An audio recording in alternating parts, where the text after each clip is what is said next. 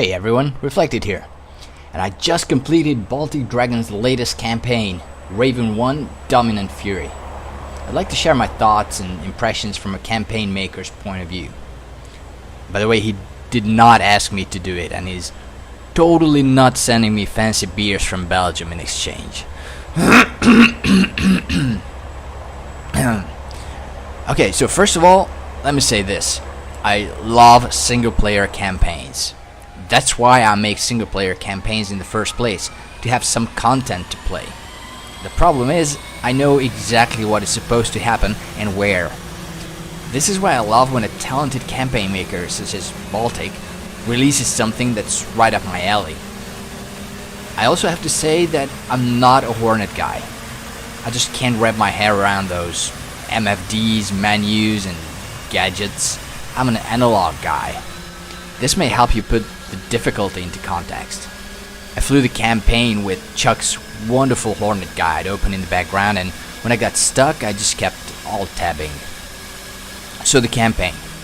I think everyone agrees that Raven 1 is the best DLC campaign out there. It's just so realistic and authentic. It's not even a single player experience anymore, it's like you really joined the fleet. It's the campaign that all other campaign makers, me included, consider the bar, the ultimate goal to make something that good.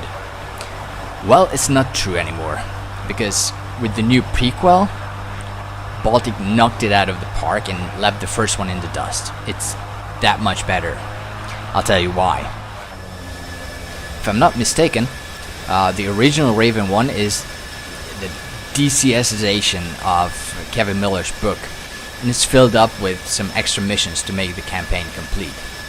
This one, however, was written for DCS, and it makes the storyline so much more consistent, and the missions even more exciting to play, using every tool, every possibility that DCS has to offer.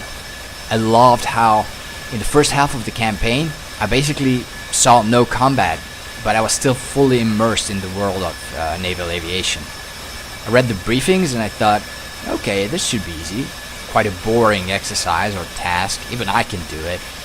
Well, even the most mundane task is never boring.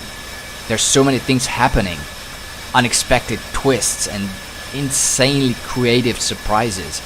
It will require your best effort to keep on top of the events, and I mean that in the best possible way.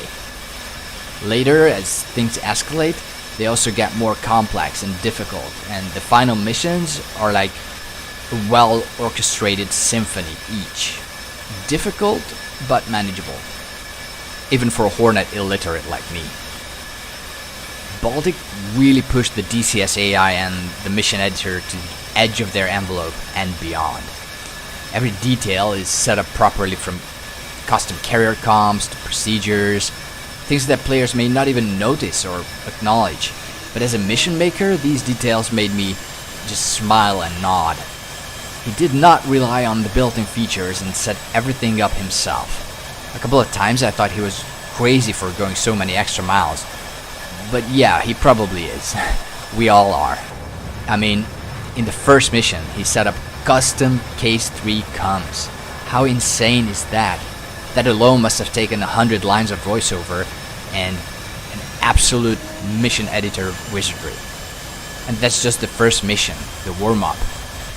The result is a fully detailed, mind-blowingly realistic, study-level US naval aviation environment.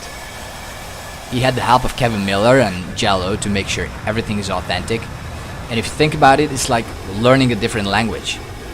A native English speaker wouldn't understand a word of the radio chatter, so it's great to have a native Navy speaker to help.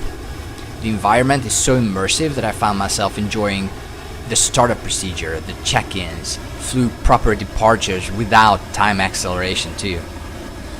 The amount of time and energy you need to invest into getting the basic procedures right is exactly what makes the experience so much sweeter and rewarding. Think about this, if you spawn in the air 20 miles from the target, drop and exit, that's boring. But if you worked hard getting your jet ready, launch, rejoin, tank, navigate, and everything, you invested into the mission, so success is much sweeter that way. After trapping, I felt a sense of accomplishment like never before in the sim. And I see a lot of comments saying, "Oh, is area refueling mandatory? Oh, I don't like case 3s or night missions. Oh, I only have 20 minutes to fly per day." No offense, but then don't fly campaigns. You're not ready. Fly quick missions. Such campaigns are for those who think they are fully proficient with the module and they want to put their skills to test in a realistic environment.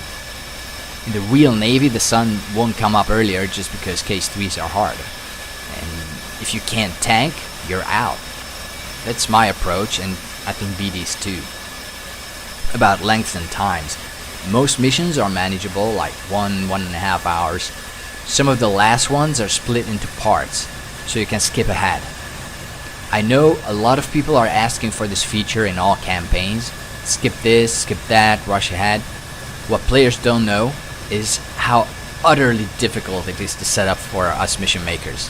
The campaign engine was not designed for this. It's like trying to fit a triangle into a square hole with tons of workarounds, doubling and tripling the maintenance requirement, which is insane enough with one mission.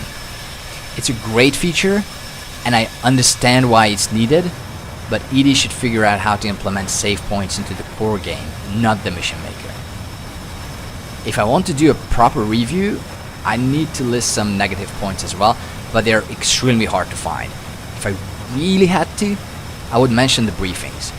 They are super authentic, like they were conducted in real life, but they're a wall of text of several pages, and it was often difficult to figure out what exactly I needed to do, and it was easy to miss something vital. Then again, it was probably like that in real life too. The kneeboards are also a little bit cluttered with a lot of info squeezed in on them, resulting in suboptimal legibility. There were a few bugs and problems, but mostly due to the DCS AI. You never know what part of it will get broken in the next update and how that messes up your mission, so you can't possibly prepare for everything. Us mission makers, we set up everything in a 10 times more complicated and time-consuming way, with all kinds of workarounds just to make things more update and AI-proof, but there is a limit, of course. A last piece of advice: the best way to enjoy the campaign is to play it only one mission per day. Open the briefing PDF, read it a couple of times, check some tutorials to make sure you know how to deliver those weapons, and when you feel ready, play it. Don't rush, don't skip, don't accelerate time unless really needed. Savor every second. It really doesn't feel like you're flying single player.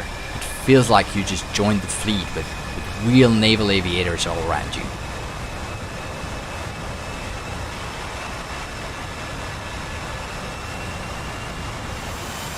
So these were my first impressions. Make sure you go to the DCS store and get this campaign to see how far realism can be taken in a simulation these days. It certainly opened my eyes to many things, and it makes me want to work even harder to get anywhere near this level. Okay, thanks a lot for watching, and please subscribe for future campaign updates and tutorials. See ya!